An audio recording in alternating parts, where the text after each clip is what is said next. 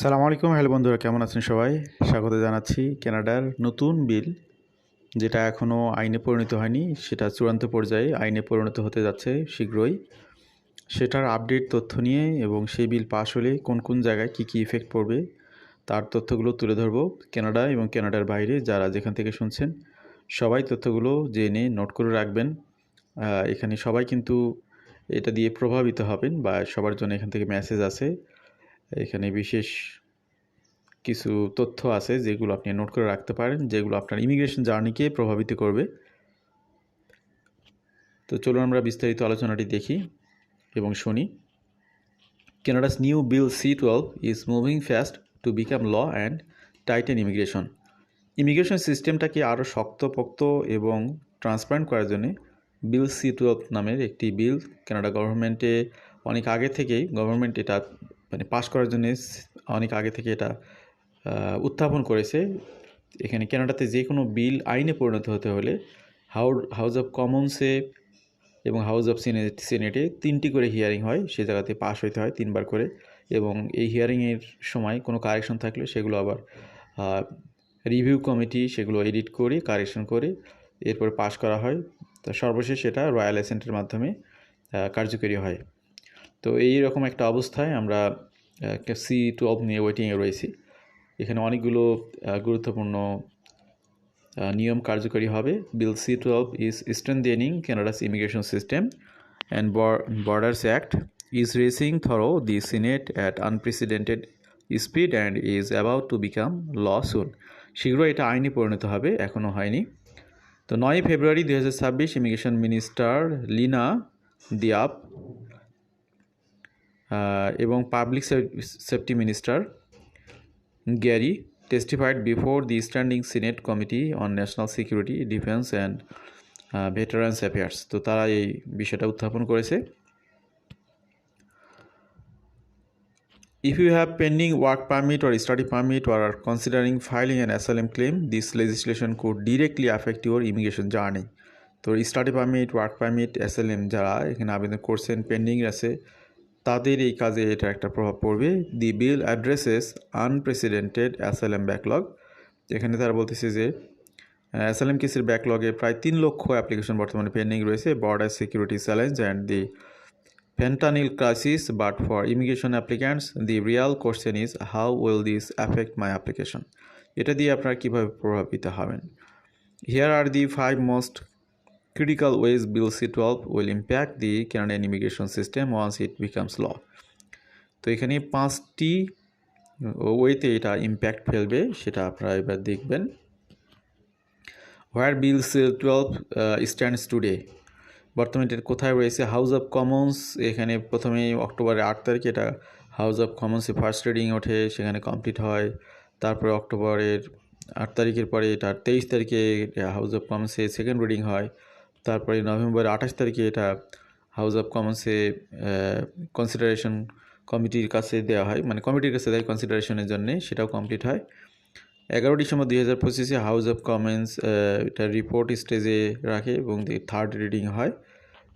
এরপরে এটা সিনেটের রিডিং হয় ডিসেম্বর 11 তারিখ, তারপরে সেকেন্ড রিডিং হয় ফেব্রুয়ারি মাসের 5 তারিখ, এবং রিভিউ কমিটি এটা যাচাই বাছাই করতেছে, যেটা ইন প্রোগ্রেসে রয়েছে 9 থেকে 12 তারিখের মধ্যে। এরপরে এটা রিপোর্ট স্টেজ, তারপরে সিনেট থার্ড রিডিং হবে, হওয়ার পরে এটা রয়্যাল অ্যাসেন্টে চলে আসবে এবং এটা ফেব্রুয়ারির শেষ দিক নাগাদ এটা আইনে কার্যকরী হবে। 9 ফেব্রুয়ারিতে এটা আরেকটা রিভিউ বা হিয়ারিং হওয়ার কথা রয়েছে, আর সেটা এখানে দেখতে পেলেন আপনারা।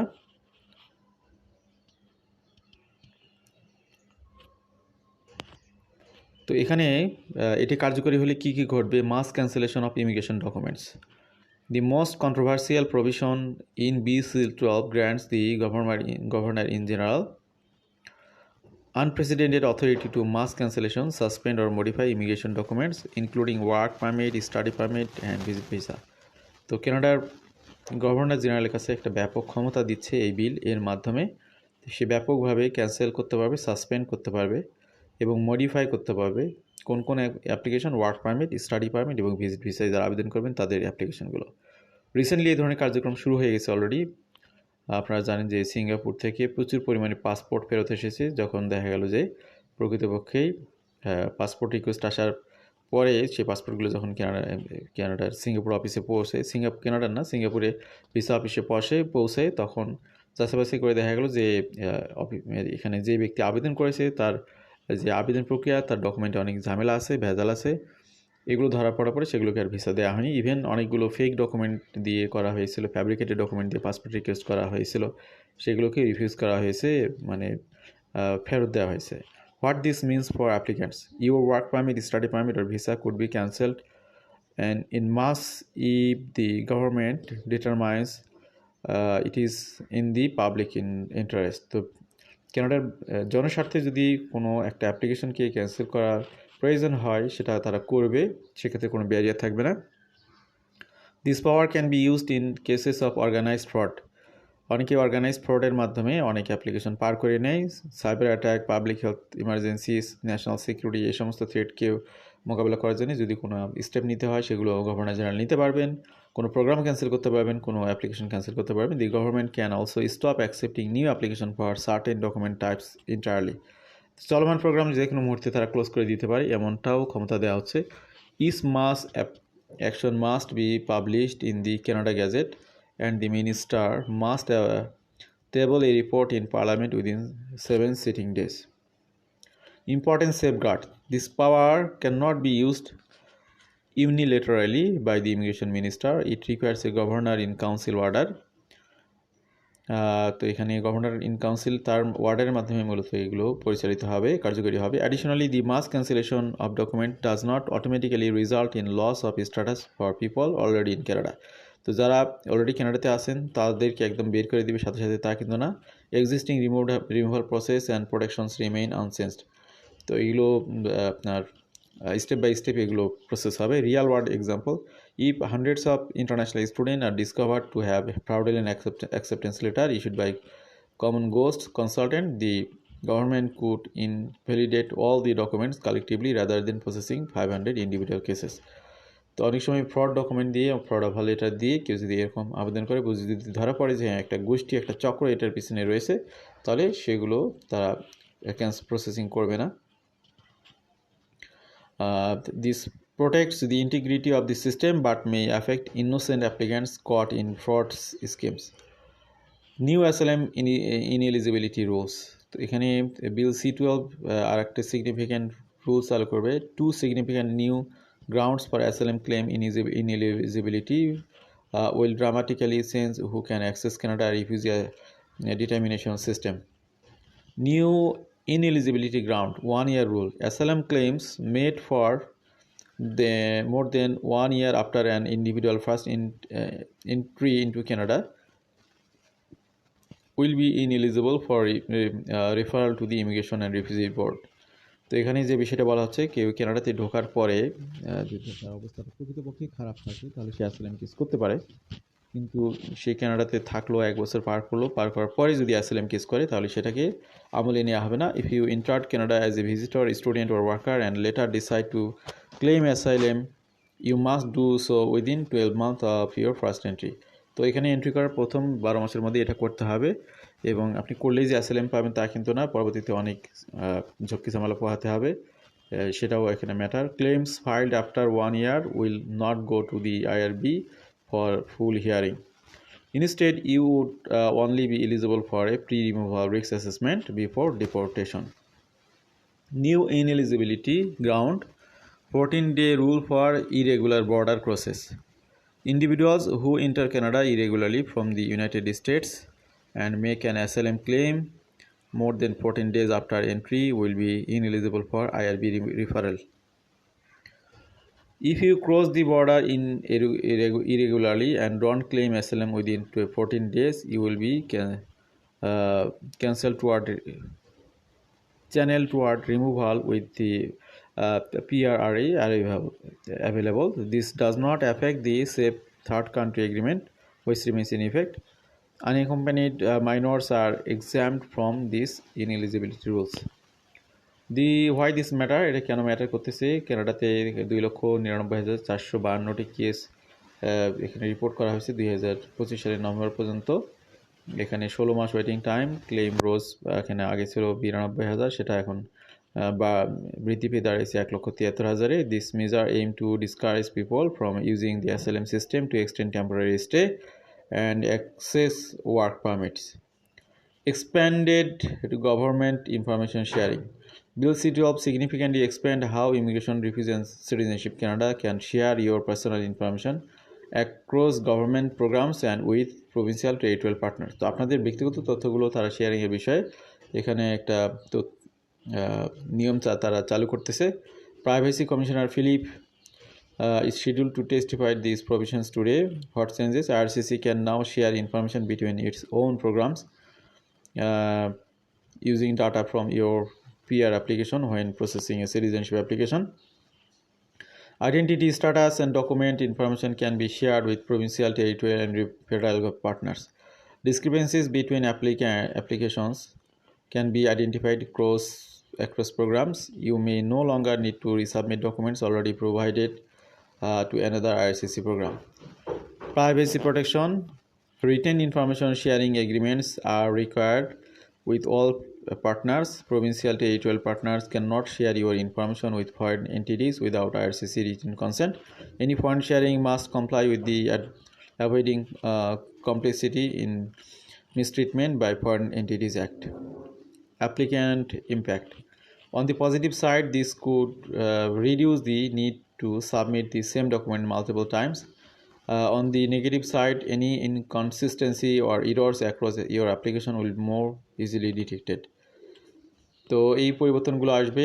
তারপরে আর একটা 4 নম্বর হলো streamlining asylum processing changes beyond the new eligibility rules.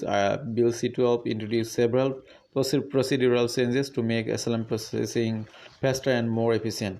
তো এইগুলো অ্যাসাইলাম প্রসেসিংগুলো আরও ফাস্টার করা হবে এবং যারা অ্যাসাইলাম নিডেড পিপল তাদের বিষয়টা বিশেষ বিবেচনায় নেওয়া হবে।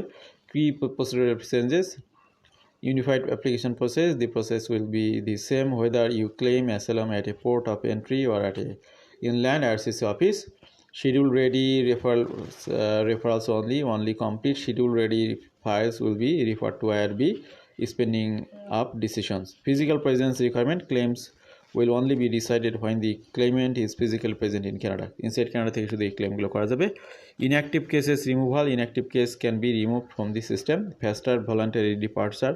Removal order become effective the same day a claim is withdrawn. যাদের ক্লেমগুলো এখানে অ্যাকসেপ্ট করা হবে তাদেরকে দ্রুত রিমুভাল অর্ডার দেওয়া হবে। Designated representative. Vulnerable person will be assigned designated representative to support them. What this means, if you are planning to file an asylum claim, prepare a complete application with all supporting documents before submitting. Incomplete files may face additional delays. However, vulnerable claimants will receive better support through significant representative. Enhanced border security and enforcement. তো BCL-12 এর মাধ্যমে আরেকটি যে সর্বশেষ যে পরিবর্তন সেটা হলো border service security measures primarily target organized crime, auto theft, and fentanyl trafficking, but will also affect how Canada processes people and goods at the border. CBSA President Erin O'Gorman and RCMP Senior Deputy Commissioner Brian Larrick testified on these provisions yesterday. Border চেঞ্জে এখানে বেশ কিছু ঘটনা ঘটবে। CBSA signs expanded authority to examine goods for export at transportation hub, rail yard, and warehouse. Port and entry facility operation must provide, equip, and maintain facilities for CBSA enforcement. Canadian Coast Guard receives a new security mandate and will report to the Minister of Defence. 1,000 new RCMP personnel and 1,000 new CBSA officer planned for border security. 24 ঘন্টা সপ্তাহে border surveillance এখানে নিশ্চিত করা হবে। Traveler impact. While most border security measures target goods and organized crimes, the increased enforcement pressure may result in more thorough screening at ports of entry. Ensure you have all required documentation when crossing the border. What you should do now. এখন আপনি কি করতে পারেন? Review your application status. Log into your IRCC account and verify that all information is accurate and consistent across any applications you have submitted. Check your entry date. If you are considering an asylum claim, note that the year 1 rule will apply after the bill becomes law. Act promptly if you have protection concerns. Ensure document authenticity.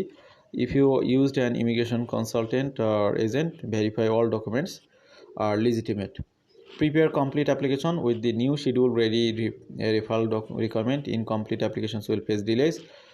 Gather all supporting documents before submitting. Monitor legislative progress. Bill C-12 is moving quickly. Draft report consideration is today. The final version could pass within days.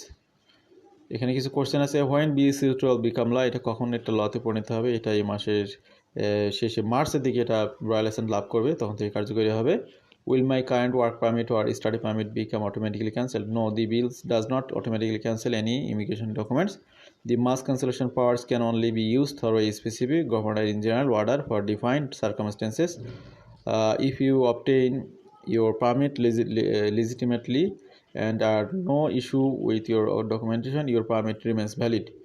What happens if I miss the 1 year deadline for asylum claims? If you are filed asylum claim more than 1 year after first entering, your claim will not be referred to Immigration Refugee Citizen of Canada for full hearing. Instead, you would be eligible for a pre-removal risk assessment before any removal. A positive PRRA can still result in protected person status. The PRRA examines the same risk factor as the IRB. Does this bill affect express entry or provincial nominee programs? BC-12 does not directly change express entry PNP eligibility criteria, processing or selection mechanism. However, the expanded information sharing provisions means RCC can more easily cross-reference your data across different immigration programs. Ensure all information in your express entry profile match documentation in any other RCC application. তো এই হলো অবস্থা। আজকের আলোচনা আমরা ইতি টানবো। আশা করছি এই তথ্যগুলো অনেকের কাজে লাগবে। ভালো থাকবেন সবাই। আল্লাহ হাফিজ। সালামু আলাইকুম।